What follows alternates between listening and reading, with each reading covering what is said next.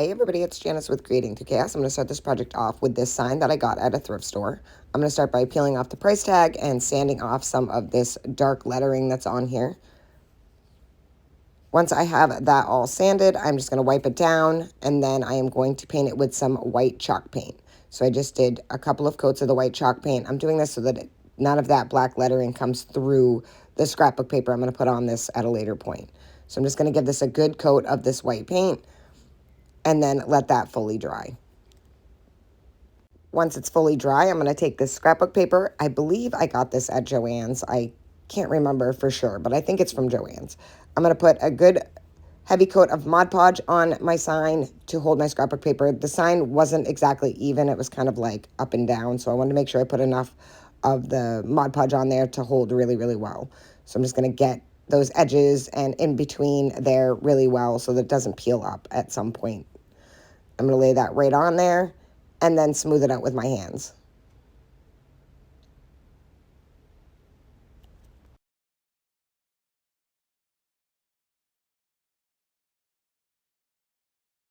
Once that was fully dry, I'm just going to take I use my Cricut tool and just kind of slit down the middle, and then I'm just going to sand off the edges on both sides. And then I'm going to do the same in the middle. I'm going to sand it, but I am going to use a nail file to do that because it was such a tiny little area. It was easier to get in there with a nail file. So I'm just going to grab that nail file and then just get that center removed. Once that is all sanded, I am going to take some of this spackling from Dollar Tree. I'm going to put it on a tray. It's kind of dry, so I'm going to add some white paint to it. So I'm just going to use some white chalk paint. I'm going to add that to it and then mix that all in.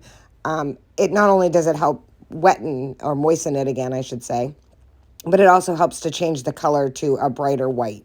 So I'm just going to mix that all together. You don't want to add too much paint because you still want this to be on the thicker side. So if it starts to thin out, you want to add some more of the spackling or more paint. If it's too dry, just kind of go back and forth. But you want it like the consistency of almost like cream cheese.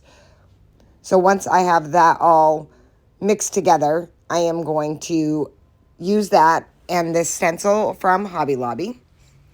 So I have this snowflake stencil from Hobby Lobby. I'm going to set that biggest snowflake in the center here. I'm just kind of lining it up. And then I'm going to tape just one side of that down. And I'm just going to use some blue painter's tape to do so. So I'm just going to put a little bit right on the edge here and making sure that that's centered. Then I'm going to use a palette knife to apply the spackling to my stencil. So I'm just going to make sure that it's laying flat, grab some of that spackle on my palette knife, and then rub it across the snowflake. So making sure that I get all around the edges. You can leave it so that it's not, you don't have to fully scrape it on there. You can leave it so it's up a little bit, then just make sure you have the full coverage. You want to go slow doing this so you don't pull up the sides of the stencil. Once you have it all on there and it's fully covered, you can just pick up the stencil while it's still wet and peel it off. Once you have that all on there and picked up, I'm just going to take another palette knife and slide it through the center to get rid of that excess spackling that went into the center of the sign. Just making sure I scrape all that off. And then I am going to take some glitter, and I just used extra fine glitter. I got this at Walmart. And I'm just going to sprinkle that all over the snowflake while it's still wet.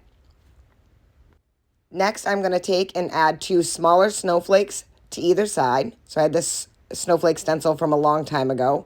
And again, I'm just going to take my palette knife and add the spackle to this snowflake stencil again on this side. And then I'm going to repeat the process on the other side as well. And again, I'm just going to take the other palette knife and slide it through the center to pull off some of that excess. And I'm going to repeat the same process over here. I used a stencil that matched the other side. So the same snowflake. And again, just filling that in. Then I'm going to peel that up, clean out the center. And I'm just wiping my palette knife off with a baby wipe. And then once I have both of those all scraped from the center, I'm going to take some of that glitter and add that to it again on both sides. And I'm doing this while it's still wet. And look at how cute this is. I absolutely love it. Next, I'm going to take a little bit of antique wax and go around the edges. And I made sure I got the wood part on the sign with that, and then kind of let it go a little bit over on the scrapbook paper. I wasn't going crazy. I don't want this to be too rustic. And then once I have that all stained, I am going to take these stickers. They're actually called thickers. I got these at Walmart, I believe, but I know Hobby Lobby and Joann's have them.